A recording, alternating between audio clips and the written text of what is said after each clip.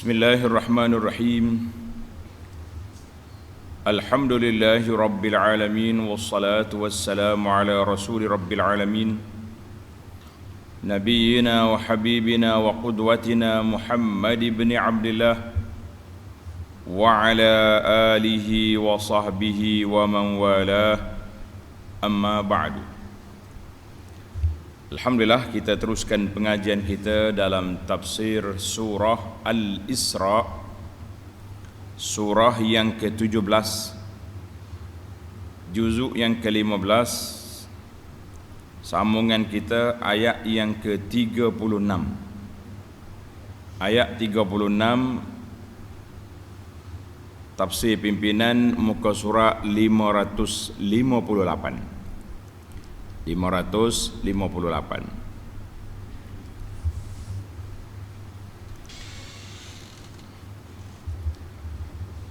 Kita baca ayat dulu. A'udzu billahi as-sami'il 'alim minasy syaithanir rajim.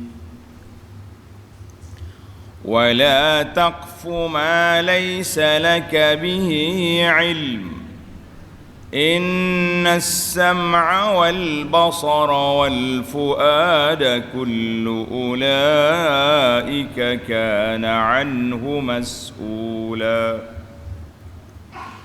ولا تمش في الأرض مرحا إنك لن تخرق الأرض ولن تبلغ الجبال طولا كل ذلك كان سيئه عند ربك مكروها ذلك مما أوحى إليك ربك من الحكمة ولا تجعل مع الله إلها آخر فتلقى في جهنم ملوما مدحورا.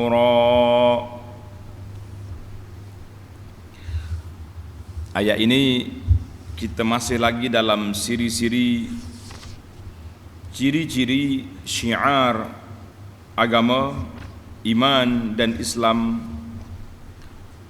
sambungan daripada beberapa ciri yang telah kita bincangkan dalam siri-siri yang lepas.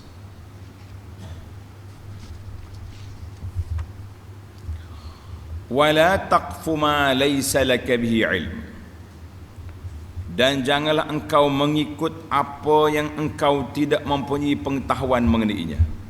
Ini mula Allah Ta'ala bagi pada kita amaran, jangan bercakap benda yang kita tak tahu.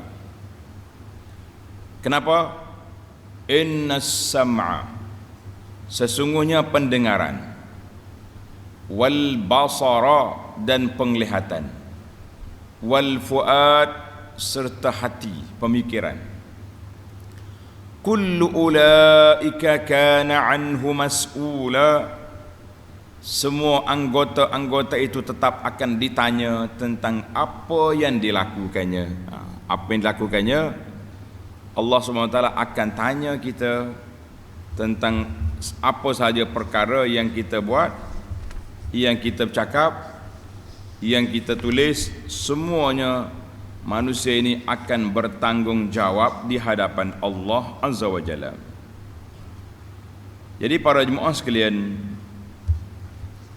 ayat ini sekali lagi mengajar kepada kita syiar dalam agama ini, bahawa agama kita ini agama ilmu. Karena itu ayat yang pertama Allah turunkan kepada Nabi surah apa? Iqra, suruh baca dulu. Maknanya umat ini umat yang membaca, umat yang mengkaji, umat yang berfakta. Tapi kalau kita tak baca, kita cakap saja tanpa murajaah, tanpa maklumat, maka dia akan bertukar daripada umat yang berfakta kepada umat yang penuh dengan auta. Na'udzubillah. Kita tak nak. Kita nak umat ini umat yang berfakta, bukan umat yang auta. Untuk sebagai peringatan kita, para pelajar sekalian, sebelum datangnya ayat ini, Allah SWT telah peringatkan kepada kita beberapa perkara, di antaranya syiar ataupun Islam itu di atas beberapa adab dan akhlak, bermula daripada tauhid. Kemudian Allah Ta'ala perintahkan kita buat baik pada ibu bapa. Kemudian penjagaan harta. Yang terakhir semalam, iaitulah menunaikan perjanjian. Wa auful kaila, sempurnakan sukatan dan timbangan. Dalam ayat ini kita juga telah tadabbur bahawa perbezaan dari sudut bahasanya, apabila arhan itu bersifat apa? Bersifat perjanjian yang berbentuk maknawi yang kita tak nampak, maka Allah SWT sebut wa aufu bil ahd, wa aufu bil ahd, tunaikanlah janji itu dibawa dengan ba, wa aufu bil ahd. Tapi kalau yang janji ataupun tunaikan tugas yang ada di depan mata kita, wa auful kaila, sempurnakan sukatan timbangan, dia tak mari lagi dengan ba. Allahu Akbar. Sebab apa? Kata di ulama tafsir, al-ifa'u bil ahdi wal wafa'u bihi. Maka apabila kita buat janji, kita mesti tunaikan. Bila kita buat kerja, kita juga kena laksanakan dengan cara yang baik.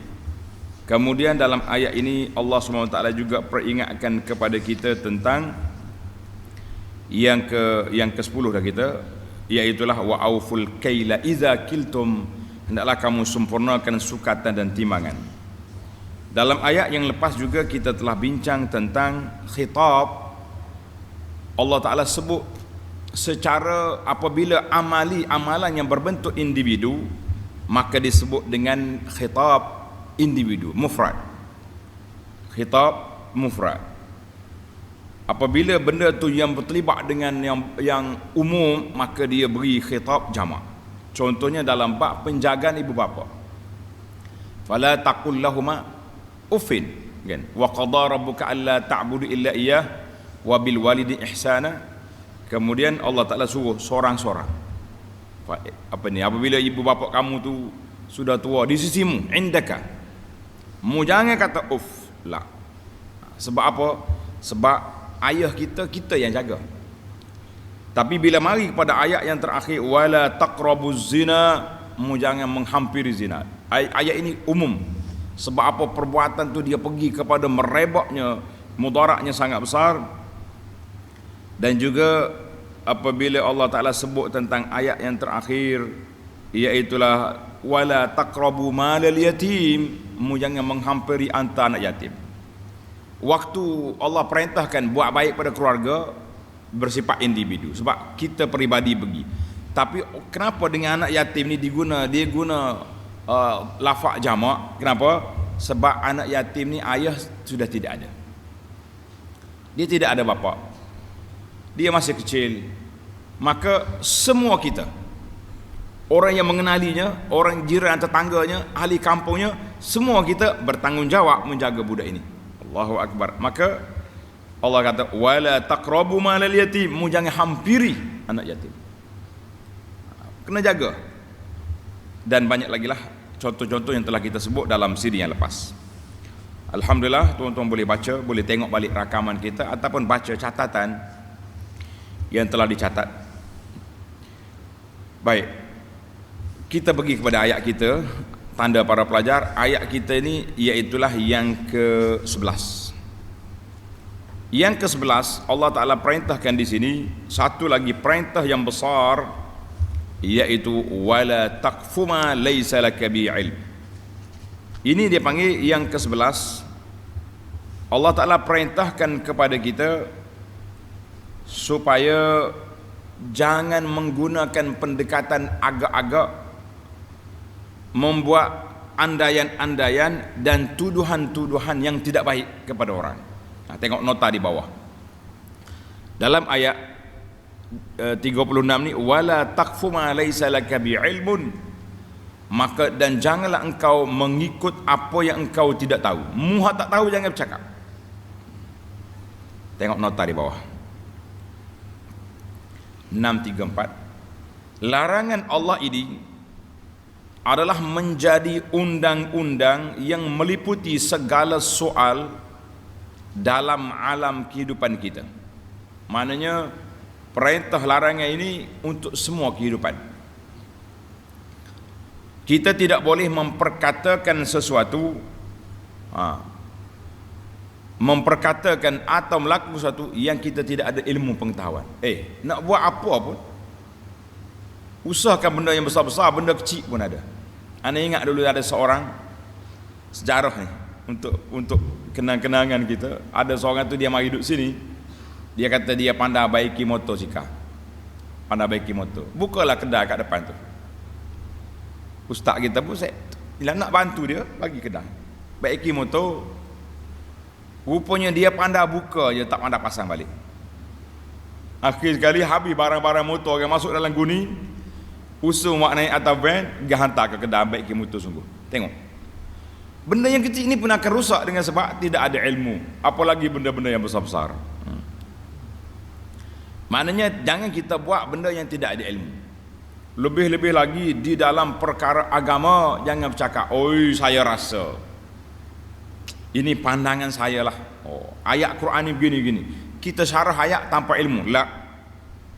Kata di para ulama, man fassara al-Qur'ana bi ra'yihi, siapa dia tafsir Quran dengan otak dia, tunggulah ambil tempat duduk dan neraka, wal iyaz billah. Jangan main.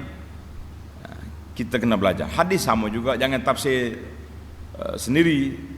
Tengoklah apa yang ditafsir oleh ulama salafus saleh, para ulama hadis, imam-imam yang besar.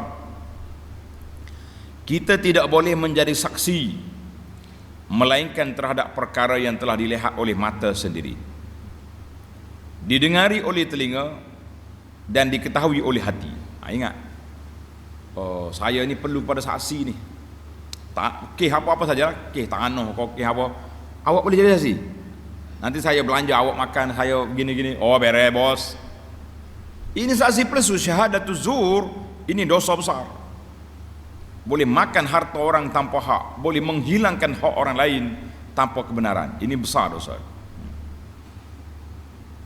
Dan dalam soal i'tiqad, soal kepercayaan kita, iman kita, kita tidak boleh mempercayai melainkan dengan dalil yang membuktikan kebenarannya. Mana dalil daripada Quran? Ambil Quran. Apa kata Nabi sallallahu alaihi wasallam terhadap ayat ini? Apa tafsir ulama-ulama sahabat? Ulama-ulama yang kibar, ulama dalam ayat ini menafsirkan tentang apa? Barulah kita pergi ambil hadis pula. Jangan tafsir suka-suka. Kalau kita tafsir suka-suka, macam-macam orang boleh tafsir hari ni, kan? Ada orang duk main dengan Asmaul Husna saja pun ada. Ya Bari, Ya Khafi, Ya Alim. Akhirnya dia mengaku dia salah faham. Ada orang yang macam-macam, dia punya rekaan-rekaan dalam ibadat cukup banyak. Ini satu benda yang cukup berbahaya. Dalam i'tiqad lagi bahaya. Kalau cerita baiki motor tadi, masuk dalam guning, bawa kedai motor, sesalah juga, kan? Cuma kalau skru dia dah hilang, itu masalah. Tapi dalam bab agama, salah, na'udzubillah, neraka kita. Ini yang kita takut. Larangan Allah ini hendaklah dipatuhi, kerana mata, telinga dan hati akan ditanya oleh Allah Ta'ala pada hari kiamat tentang apa yang telah dilakukannya. Ini dalam tafsir pimpinan. Kita tengok juga tafsir lain dalam Al-Muharrar. Dia kata apa? Tanda para pelajar sekalian, la taqul, jangan kamu berkata ataupun melakukan sesuatu atau menulis sesuatu bimujarradiz zan, dengan semata-mata sangkaan. Di antara isu yang mencelarukan masyarakat zaman kita ini, isu maklumat yang tidak jelas.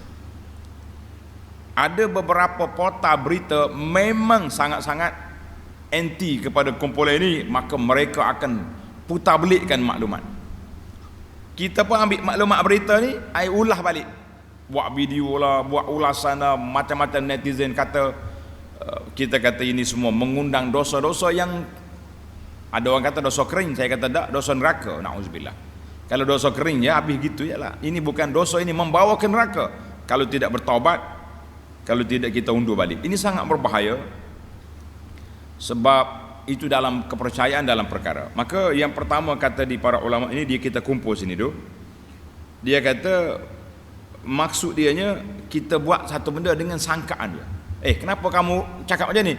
Aku dengar orang cakap, aku dengar orang kata. Hari ni macam tu, kita tengok video pendek yang dipotong kat, dia punya ulas, dia punya hentam. Kadang-kadang orang tu buat contoh kepada orang lain. Orang ni buat contoh, macam contohnya saya ceramah sini, kita kata ada orang cakap gini maklumat, dia potong saya punya kata-kata, ada orang cakap, dia ambil kata-kata ni, maka orang netizen tengok, penceramah ni hebat, dia kata padahalnya dia buat contoh orang kata, tapi jadi dia kata sangat jauh dia punya natijah, dia punya kesan. Ini bahaya sekali. Jangan buat zon, sangkaan-sangkaan tak boleh. Fatatba' ma la ilma laka bihi la dalil ala sihhati. Bila hasil daripada kita bina persepsi di atas landasan yang salah, maka kita buat ulasan juga salah. Penyokong-penyokong yang duduk laik kat bawah kita juga bersalah. Maka semua kita akan dipertanggungjawabkan di hadapan Allah Azza wa Jalla. Yang kedua, ramyun nas, membuat tuduhan ataupun qazaf ni makna tuduh orang berzina tanpa hak. Hari ni tuduh berzina, tuduh lewat, macam-macam tuduhan lah. Kita mahkamah ada, biar mahkamah lah tentu, kita nak kata apa. Yang ketiga, menjadi saksi tanpa hak. Tadi sebut dah tadi, jadi saksi, saya saksi.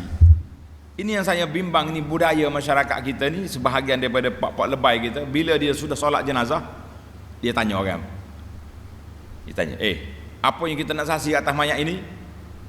Baik. Kalau orang tanya, awak kenal orang ni? Orang mati? Tak kenal. Awak tak kenal. Habis macam mana awak jadi saksi dia baik? Padahal dia orang, mana boleh. Saksi ni seperti kita boleh tengok matahari di siang hari terang, kita ada bukti, baru kita jadi saksi. Jangan mudah-mudah, jangan berani-berani. Berapa dah kita? 3. Lahnya yang keempat, ulama kata bercakap fil fiqhi wad din, bercakap tentang hukum hakam tanpa ilmu. Ini juga bahaya. Hari ini senang ya nak jadi mufti, buka video cakap. Maka kita nak keluar pandangan, nak keluar fatwa, ambil lah, kita kaji lah banyak sudut dalam isu ni. Ulama kata apa? Contohnya dari sehari dua ni, isu penggunaan vaksin untuk menguatkan imuniti badan kita daripada diserang oleh COVID contohnya. Ada orang cakap tahu apa, vaksin dia buat oleh tu orang ni, tiba-tiba orang keluar gambar yang buat vaksin ni orang Islam, dua doktor yang muslimah. Ini kata apa? Ada bahan yang kotor, najis. Ahli kimia kata tak ada pun. Kamu dah keluar fatwa, dah bercakap, dah bercelaru ke masyarakat, sama jugalah dengan keadaan-keadaan. Bawa kitab-kitab, baca kitab tentang hadis sahih dan sebagainya. Memanglah ulama kata wajib rapat sah. Ada kata sunat muakkad. Tapi ada satu lagi, dalam keadaan yang dikira berbahaya, macam mana pula? Kita tak sebut yang tu. Kita ambil satu, dua, tapi kita tidak habiskan perbincangan, sukar. Sebab itulah kita kata dalam beragama ni jangan mudah-mudah. Biarlah kita lebih menjawab wallahu alam daripada kita menerima padahnya di akhirat esok, lagi dahsyat. Apa lagi yang disebut di sini? Kata Syekh Syangkiti, Allah Ta'ala larang ayat ini juga daripada ikut manusia yang kita tak tahu. Kenapa mau ikut pakcik ni? Nampak dia baik pakai ikut. Ikut apa? Dia solat Jumaat pun tak pergi, solat Jumaat pun tak pergi. Dia kata apa? Dia kata dia tengok di aras nampak imam tak sah solat. Ni ada dekat kampung.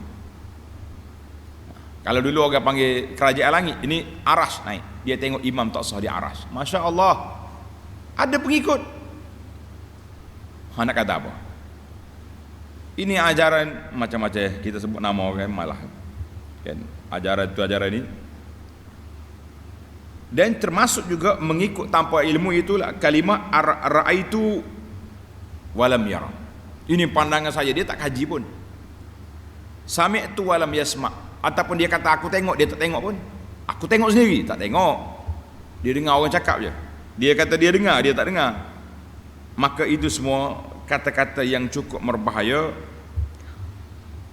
Al-Razi kata apa? Maksud ayat ini, dia kata larangan daripada mengikuti orang-orang yang kita tak tahu pengajian dia.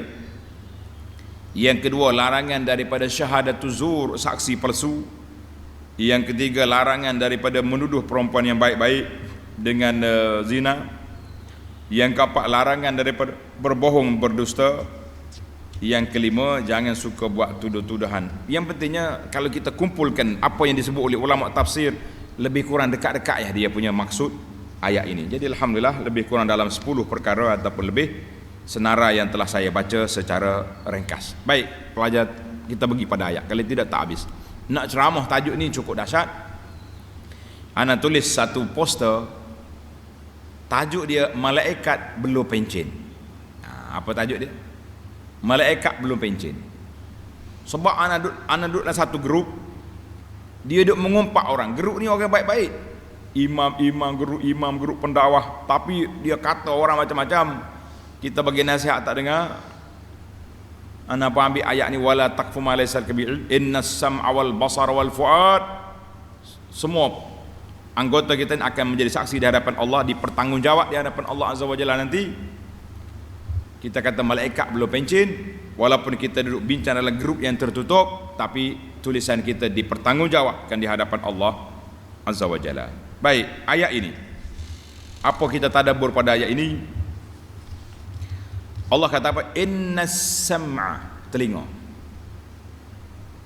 wal basar, mata, wal fuad, hati, kullu ulaika kana anhu mas'ula, semua ini akan dipertanggungjawabkan di hadapan Allah Azza wa Jalla. Macam mana kita? Kenapa dalam ayat ini, tanda pelajar, kenapa dalam ayat ini Allah Ta'ala sebut sam'a, telinga dulu? Sebab mula-mula kita keluar daripada perut mak, mata tak celik lagi, betul? Menangis pandai tak? Tak tengok adik-adik, baby nangis, nyek nangis. Tapi bila dia dengar mak dia bercakap, dia dengar, dia berhenti menangis. Mana dia guna telinga dulu, kemudian baru mata. Sama juga bila kita nak pergi belajar, kita dengar telinga dulu kan? Tak tahu pun huruf alif bata baru nak belajar, tapi kita dengar alif bata dekat pasti. Ingat ngaji pasti? Dek lau bata sajaha kan? Ingat. Kemudian ulama berbahas tentang kedudukan telinga dengan mata. Jawabnya telinga lebih kuat. Sebab apa? Mata boleh tengok dalam cerah je. Tutup lampu tak nampak. Telinga semua orang boleh nampak. Dia boleh dengar dalam gelap, dalam cerah. Dari depan, dari belakang semua boleh cakap. Mata kalau orang cakap, orang duduk belakang, kita nampak tak nampak? Tak nampak kecuali ada cermin depan. Sah? Maka ini dikatakan telinga lebih kuat. Dan berapa ramai orang yang buta menjadi para ulama besar, menjadi qadi, menjadi mufti, jadi hakim, jadi mufti. Tapi kalau orang tuli, mana nak dengar dia? Orang bercakap dia duduk main tak tahu apa. Mana boleh? Allahu Akbar. Baiklah.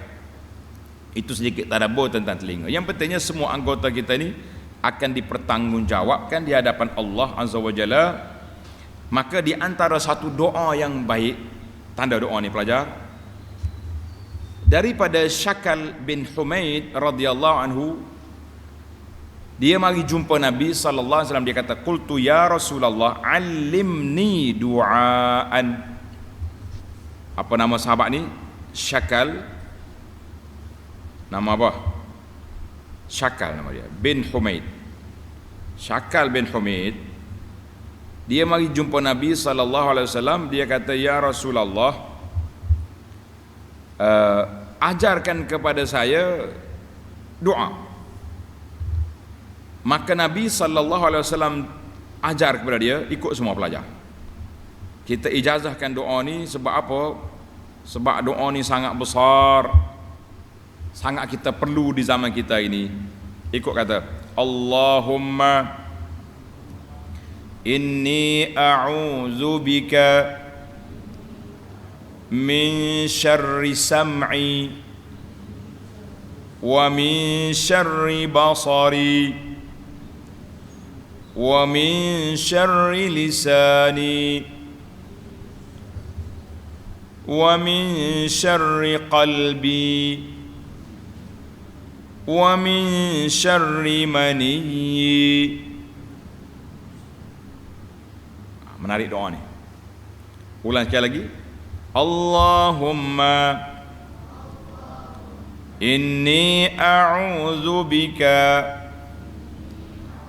min syarri sam'i wa min syarri basari wa min syarri lisani wa min syarri qalbi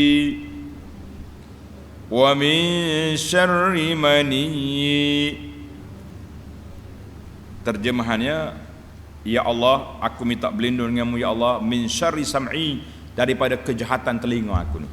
Telinga kita ni suka dengar orang mengumpat, suka mengintip, suka macam-macam, suka dengar-dengar lagu-lagu yang tak ada faedah, kan? Maka kita minta Allah Ta'ala tutupkan telinga kita, jangan suka tajassus, duduk dengar orang cakap, lepas tu duduk sebar-sebarkan. Wa min syarri basari, yang kedua, aku minta berlindung dengan Allah daripada kejahatan mata aku. Mata ni suka tengok maksiat, suka tengok benda-benda yang tak baik. Ni sekarang, zaman sekarang ni pula ada video, ada handphone kat tangan, tengok video-video lucah, cerita-cerita karut. Ini semua ini tak baik. Yang ketiga, wa min syarri lisani, ini yang berat ni. Aku minta berlindung Allah daripada kejahatan lidah aku, duduk bercakap hal orang, duduk mengumpat orang, duduk mengata ke orang, duduk buat menyebar-nyebarkan fitnah. Ini semua tak baik. Berzikir tak mau, mengata orang rajin, na'udzubillah. Yang ke empat, wa min syarri qalbi, ya Allah, aku minta berlindung daripada kejahatan hati aku, duduk memikir benda karut, benda yang tak baik, duk fikir nak kenak pada orang, duk macam-macam, riak, termasuk semualah. Yang kelima, wa min syarri maniyyi, dan aku minta berlindung daripada kejahatan faraj, bagi letak air mani di tempat yang tidak halal, na'udzubillah. Jadi kita ada 5 permohonan, 5 perlindungan ini sangat komprehensif, khususnya dalam menjaga ayat yang kita baca ni. 3 anggota kita ni, as-sam'a wal basar wal fuad, semua akan dipersoalkan di hadapan Allah Azza wa Jalla. Hadis ini dikeluarkan oleh Imam Abu Dawud, wal lafzu lahu, wa Tirmizi, wa Nasa'i, wa Ahmad, wa hassanahu Ibnu Hajar fil Imta', wa sahahahu fi Sahih Sunan Abi Dawud. Alhamdulillah. Jadi sanad dia baik. Kita beramallah dengan dia. Tamaklah kita akan pergi kepada ciri-ciri syiar yang ke-12, iaitulah syiar at-tawadhu', dan Allah Ta'ala haramkan sifat takabur dan sombong. Sifat takabur dan sombong. Tengok ayat 27. Wala tamshi fil ardi maraha innaka lan takhriqal arda wa lan tablughal jibala tula. Dan janganlah engkau berjalan di bumi dengan berlagak sombong. Allahu Akbar.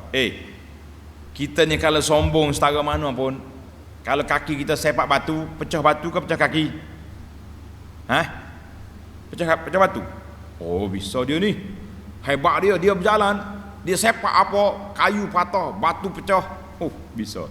Ke dia kena bawa ambulans mari ambil. Lemah kita. Kenapa kita nak sombong? Allahu Akbar. Mu jangan berjalan sombong, kerana sesungguhnya engkau tidak akan dapat menembusi bumi. Pijak bumi pun tak tergelar. Dan engkau tidak akan dapat menyamai setinggi gunung Kanan. Ya Rabb. Naik atas gunung bolehlah kalau rajin, kan, mendaki. Ada setengah sahabat kita ni kerja dia mendaki gunung. Dia naik gunung sana, gunung sini, boleh pergi belakang. Kalau tanya dia gunung naik dah. Bukan sekali, 4-5 kali naik. Dia tak cukup naik sendiri, dia bawa orang naik. Itulah kadang-kadang Allah Subhanahu Wa Taala beri. Ada orang yang mendaki gunung sana, gunung sini boleh, tapi gunung yang kecil dia tak boleh naik. Ada juga, lemah manusia ni. Kita ni tak boleh nak, maknanya kita tak nampak. Saya boleh buat yang besar, tapi yang kecil tak nampak. Gunung kecil, bukit kecil, tak mampu, tak boleh nak tawan. Walaupun kita boleh tawan gunung yang besar. Manusia ni lemah. Manusia ni dalam keadaan yang lemah. Allah kata bandingmu jangan duduk berjalan pun tak masuk dalam bumi. Masuk dalam bumi ada dengan sebab lain. Maka ini dia panggil yang ke-12.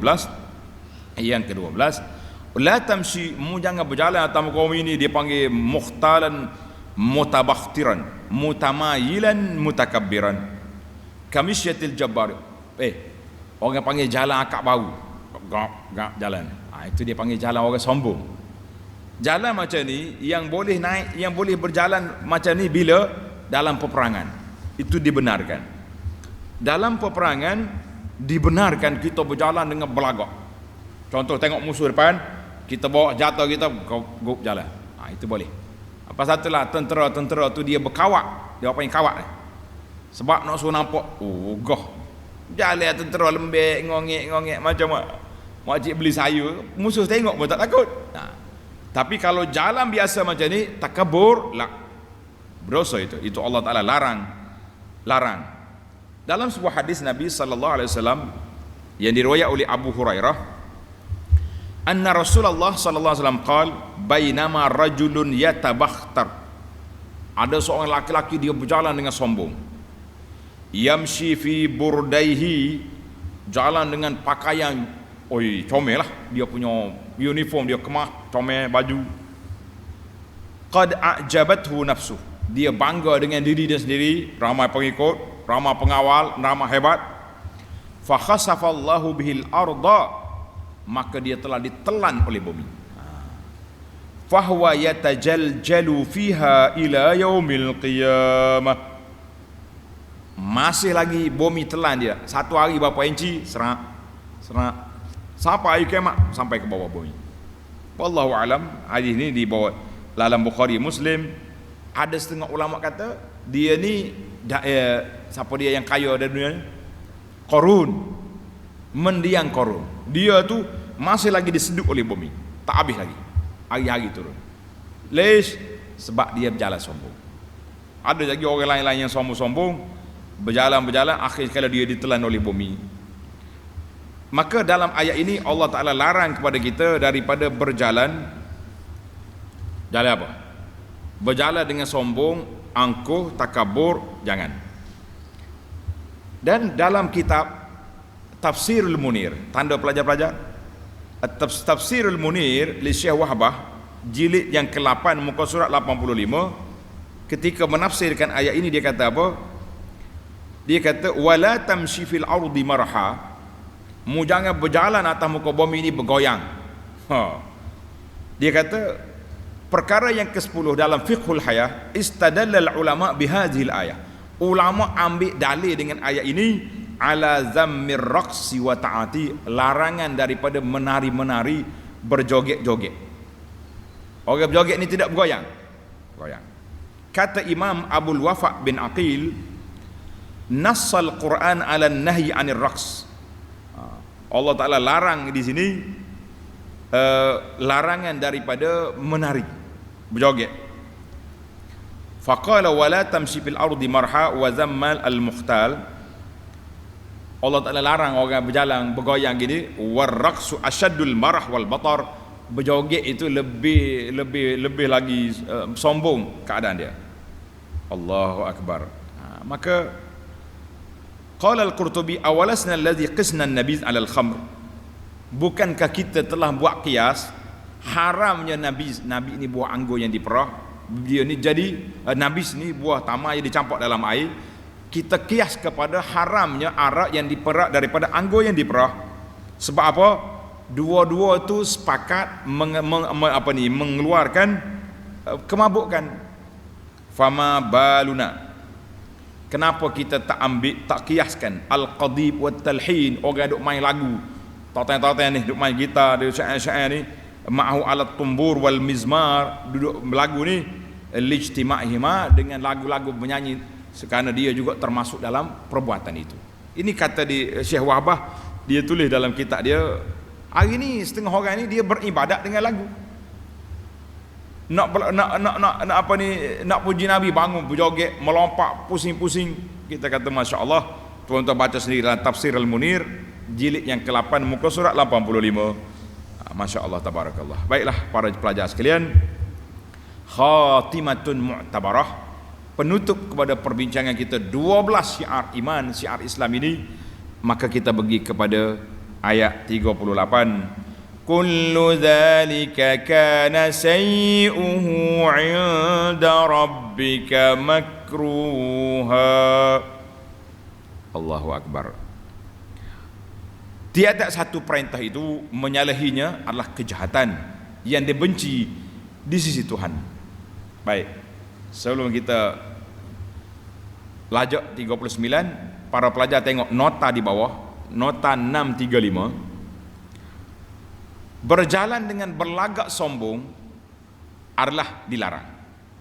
Berjalan dengan berlagak sombong dilarang, kerana manusia yang bersifat demikian tidak akan dapat menembusi bumi dan hentak kakinya, tak boleh.